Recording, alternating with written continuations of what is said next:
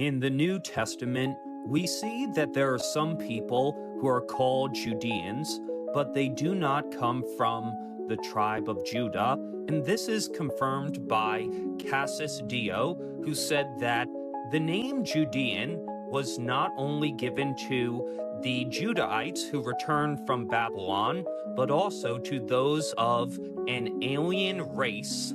Jesus confirms this when he says that some of the Judeans were the children of hell and that they will receive a greater damnation. But St. Paul said that all Israel will be saved. Jesus also said that they cannot believe what Moses wrote or that he is the Christ because they're not of his sheep. However, Jesus and the prophet Micah said that sheep represent Israel, so if they are not Jesus' sheep and they will not be saved, they cannot be Israelites. On the contrary, some of the Judeans did hear the voice of the Good Shepherd, and they became known as Nazarenes, and according to Saint Epiphanius, they were hated by the Judeans who did not accept Christ.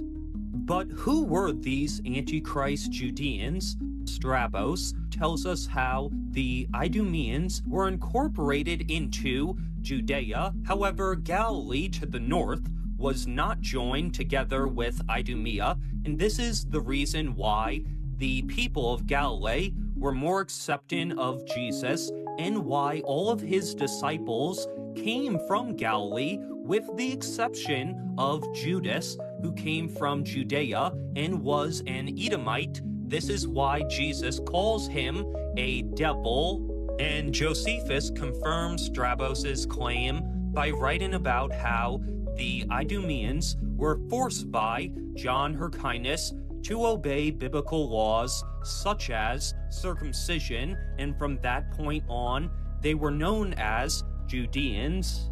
Furthermore, the Gospel of John, chapter 8, only makes sense if Jesus was speaking to Edomites, because he says that they are the children of Abraham, but unlike Jacob, they are not the children of God.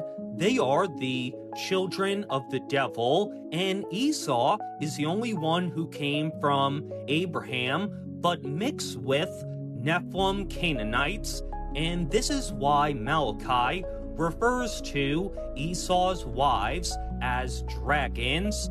And in the original Hebrew, the word used for dragon here is a feminine noun, confirming that Malachi is referring to Esau's Canaanite wives.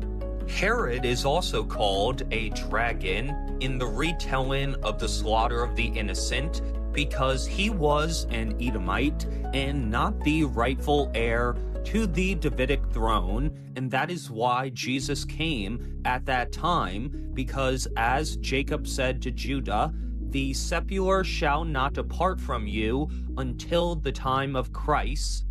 And Isaac's prophecy to Esau that he would live by the sword is fulfilled in the Herodian dynasty, when they murdered the Hasmonean dynasty, beheaded John the Baptist, and slew James with a sword.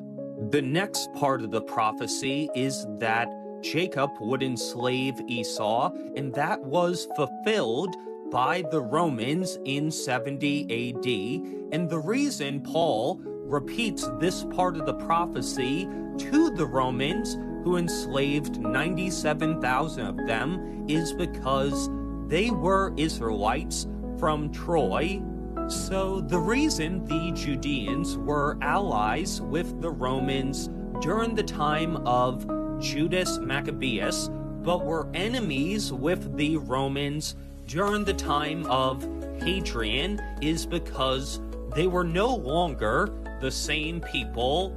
Afterwards, Christ ruled with his people, the elect European Israelites, for 1,000 years, but now we are living in the time that Satan has been freed from his chains and Esau has thrown off the yoke.